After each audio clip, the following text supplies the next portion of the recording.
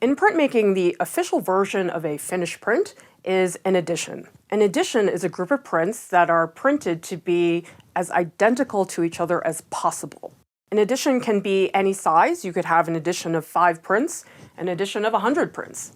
Printing an edition is really hard. It's a crazy amount of work. You have to have a lot of technical expertise because the expectation is that all of the prints are identical and they are perfectly clean and neat.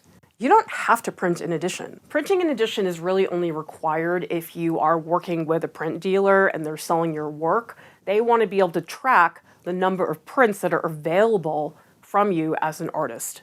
Now, when you have a print that's not part of an edition, that is called an artist proof. An artist proof means that there is only one copy of that print.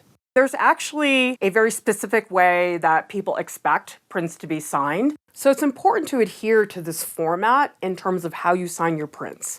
Always use a pencil when signing your prints. You don't want to use any pens, and I do recommend drawing fairly lightly. Beneath the lower left-hand corner of the print, you're going to sign either AP, which means it's an artist proof, or you're going to number it for an edition. If you have an edition of 10 prints, and this is print number 5, you're going to write 5/10. In the middle, underneath the image, you're going to write the title. Under the lower right-hand corner of the image, you're going to write your signature, and then on the far right, the year you made the print.